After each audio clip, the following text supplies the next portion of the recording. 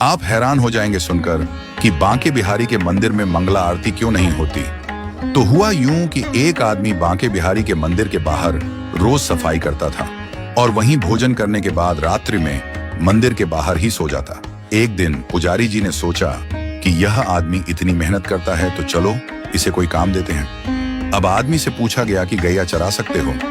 तो उस आदमी ने पूछा कि गैया किसकी है, क्योंकि मैं ठाकुर के अलावा किसी का काम नहीं करता। तो पुजारी जी ने कहा कि गैया भी ठाकुर जी की ही है।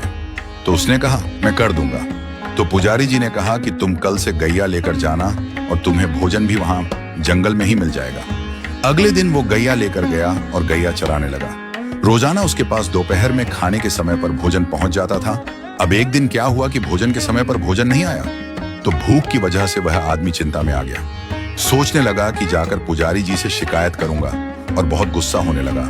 तभी एकदम से पीछे से आवाज आई कि गवाले आजा, अपना भोजन कर ले। और उसने पीछे देखा तो वहां दिखा तो कोई भी नहीं, लेकिन एक पेड़ के पास लाल मखमली कपड़े में कुछ बंधा हुआ रखा। वह गवाला वहां गया और जाकर देखा कि वहां तो भोजन रखा हुआ है। उसने उस कपड़े को खोला तो देखा कि 56 भोग तरह तरह का भोजन उस मखमली कपड़े में रखा हुआ था। तो गवाले ने सोचा कि आज भोजन बहुत ज्यादा बना है, तो बनाने में थोड़ा समय लग गया होगा, इसलिए देरी हो गई। लेकिन फिर भी उसने कहा कि आज कोई आदमी दिखाई नहीं दे रहा है जो भोजन लेकर आया, तो कहीं ऐसा तो नहीं कि ठाकुर जी खुद ही भोजन लेकर आए हों। क्योंकि वह कृष्ण का इतना अनन्य भक्ता था तो उसे विश्वास था कि कृष्ण कभी भी उसके पास आ सकते हैं। उसने आराम से भोजन किया और वो लाल कपड़े में सारे बर्तन बांध करके शाम को पुजारी जी के पास पहुंचा और जाकर बोलता है, पुजारी जी आज आपका कोई आदमी भोजन देने नहीं आया। मुझे लगता है कि आज ठाकुर जी खुद भोजन देने आए। पुजारी जी बोले कि आज तो भोजन बना ही नहीं, क्योंकि आज तो एकादशी का दिन है, आज तो व्रत है सबका।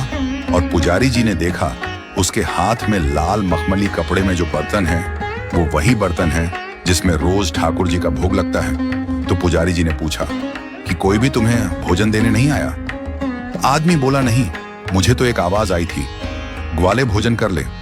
पुजारी जी को पता चल गया कि आज ठाकुर जी स्वयं इसके लिए भोजन लेकर गए। तो पुजारी जी ने सोचा कि ठाकुर जी का इतना अनन्य भक्त है तो इसको मंदिर से दूर नहीं भेजना चाहिए।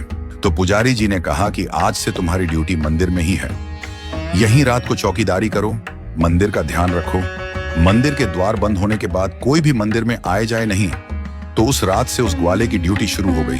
वो मंदिर की चौकीदारी कर रहा था, तभी आधी रात को स्वयं बांके बिहारी बाहर आए और चौकीदार से बोले कि मुझे जाने दो। उस ग्वाले ने ठाकुर को रोक लिया। तो ठाकुर जी ने पूछा, भाई मुझे क्यों रोक रहा है, मुझे तो जाने दे। ग्वाला बोला, नहीं, मुझे पुजारी जी ने बोला है कि यहाँ से कोई भी आए जाए नहीं, तो आप भी अंदर जाइए और यह आराम का समय है तो आराम कीजिए। ठाकुर जी ने कहा, भैया मुझे तो निधिवन जाना है, ये तो सदियों से मैं जाता आ रहा हूं। अब क्योंकि ठाकुर जी तो छलिया थे तो ठाकुर जी ने ग्वाले को मोह लिया और उसे बोला कि अच्छा ऐसा करो कि तुम मेरे साथ चलो और कुछ समय वहां रहकर वापस आ जाएंगे। जब मैं यहां नहीं होऊंगा तो तुम चौकीदारी किसकी करोगे?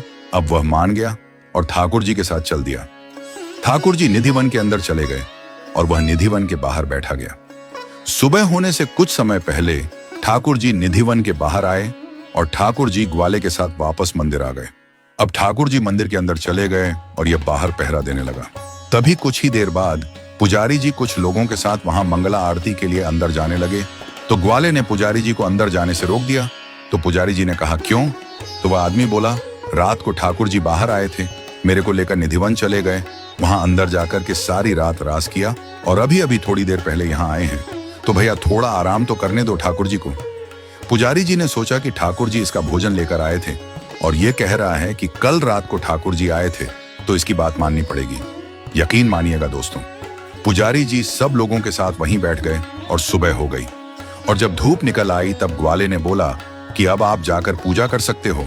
तब से लेकर आज तक कभी बांके बिहारी के मंदिर में मंगला आरती नहीं होती और केवल साल में सिर्फ एक दिन मंगला आरती होती है और वह दिन है जन्माष्टमी का दिन।